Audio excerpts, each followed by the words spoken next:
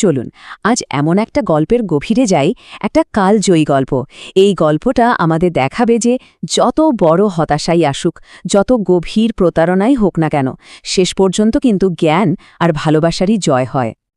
আচ্ছা, এমন কি পরিস্থিতি হতে পারে ভাবুন তো, যা একজন মানুষকে তার নিজের স্ত্রীকে, নিজের স্ত্রীকে 1 মাসের জন্য বন্ধক রাখতে বাধ্য করে? এই গল্পের শুরুটাই এই ভয়ঙ্কর প্রশ্নটা দিয়ে, আর এর পেছনের কারণটা জানলে সত্যি অবাক হতে হয়। তো গল্পের মঞ্চ তো তৈরি, চলুন পরিচয় করা যাক গল্পের মূল চরিত্রদের সাথে। ওমর আর লায়লা চরম গরিবী, মানে অভাব, তাদের এমন একটা যাত্রায় ঠেলে দেয় যা তাদের জীবনটাকেই পুরোপুরি বদলে দেয়। ব্যাপারটা হলো, দুর্ভাগ্য যেন কিছুতেই তাদের পিছু ছাড়ছিল না। গ্রামে তো খাবার অভাব, তাই ভাবল শহরে গিয়ে কিছু একটা করবে।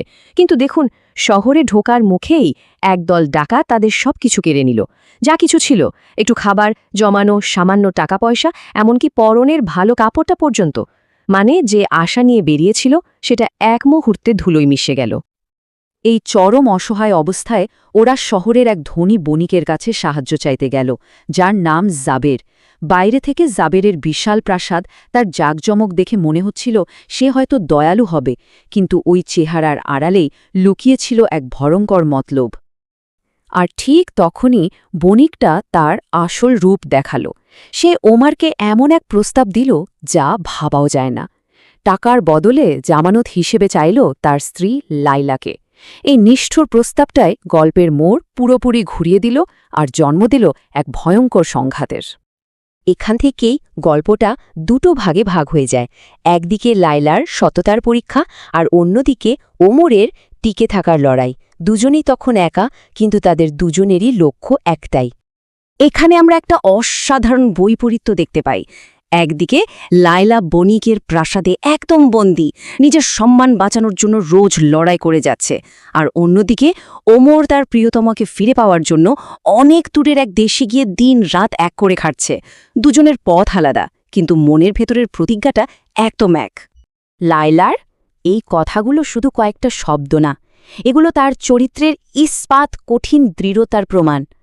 চরম বিপদের মুখে, প্রতিনিয়ত হুমকির মুখেও সে তার সততা থেকে এক বিন্দুও সরেনি। তার এই প্রতিরোধ ছিল আসলে বণিকের ক্ষমতার বিরুদ্ধে এক সাধারণ নারীর অসাধারণ এক যুদ্ধ। গল্পটা যখন প্রায় একটা জয়ের দিকে ওগোচ্ছিল, ঠিক সেই মুহূর্তে এমন একটা বিধ্বংসী মোড় নিল।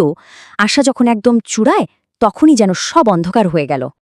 ওমরের অক্লান্ত পরিশ্রম শেষ পর্যন্ত সফল হল। সে খুব অল্প সময়ে যা ধার নিয়েছিল তার চেয়ে অনেক বেশি টাকা উপার্জন করে ফেলল। তার মনটা খুশিতে ভরে গিয়েছিল, কারণ সে জানত আর কিছুক্ষণের মধ্যেই সে লায়লাকে ফিরে পাবে। এই আশা নিয়েই শহরের দিকে ছুটতে লাগল। কিন্তু ওই বণিক জাবের তার জন্য এক ভয়ঙ্কর মিথ্যা সাজিয়ে রেখেছিল। সে ওমরকে গিয়ে বলল যে লায়লা নাকি এক মারাত্মক জ্বরে মারা গেছে। এই ক্যালকুলেটেড মিথ্যাটা ওমরের সমস্ত আশাকে এক মুহূর্তে ভেঙে চুরমার করে দিল। আনন্দের চূড়া থেকে সে একেবারে হতাশার গভীরে পড়ে গেল।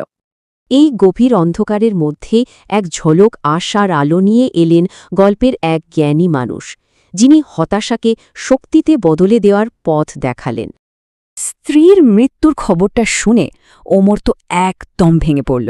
সে দিশেহারা হয়ে ঘুরতে ঘুরতে সেই জ্ঞানী শেখ মাসুদের পায়ের কাছে এসে জ্ঞান হারালো, যার সাথে তার শহরে আসার প্রথম দিনেই দেখা হয়েছিল।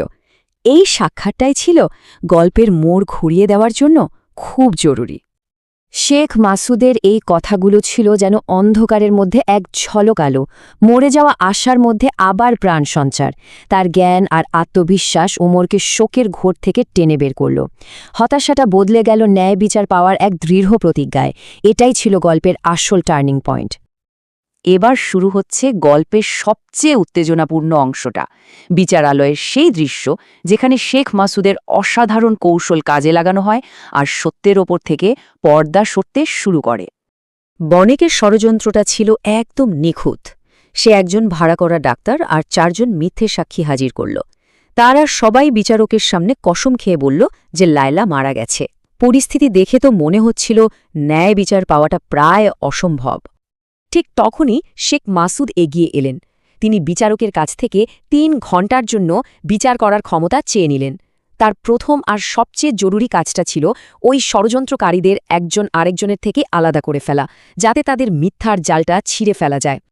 শেখ মাসুদ এবার তার তীক্ষ্ণ বুদ্ধি কাজে লাগালেন। তিনি ডাক্তারকে এমন একটা নির্দিষ্ট প্রশ্ন করলেন যা তার বানানো গল্পটাকে এক মুহূর্তেই ভেঙে দেওয়ার জন্য যথেষ্ট ছিল। চাপের মুখে ডাক্তার আর টিকতে পারল না, ভেঙে পড়ল। সে স্বীকার করে নিল যে 1000 দিনারের লোভে সে মিথ্যা বলতে রাজি হয়েছিল, আর সে আসলে লায়লাকে কখনো দেখেওনি।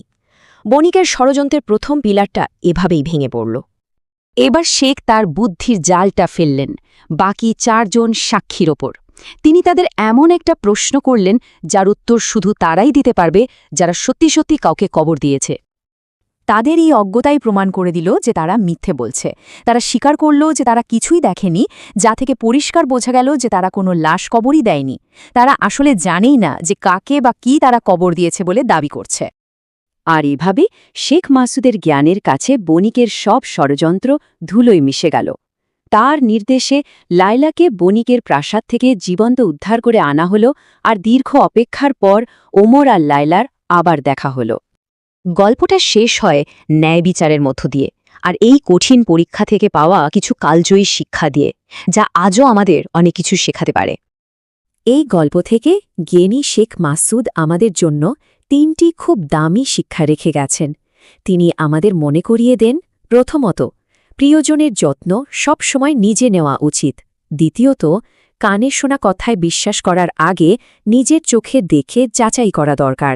আর তৃতীয়ত, যত বড় বিপদই আসুক, অপরিচিতের ওপর অন্ধবিশ্বাস করা ঠিক না, কারণ সবাই বন্ধু হয় না।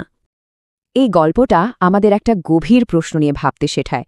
যখন মনে হয় অন্যায় আর প্রতারণা সব গ্রাস করে ফেলেছে, তখন কি টাকা আর ক্ষমতাই জেতে, নাকি শেষ পর্যন্ত সত্য আর জ্ঞানেরই জয় হয়? এর উত্তরটা হয়তো এই গল্পের মধ্যেই কোথাও লুকিয়ে আছে।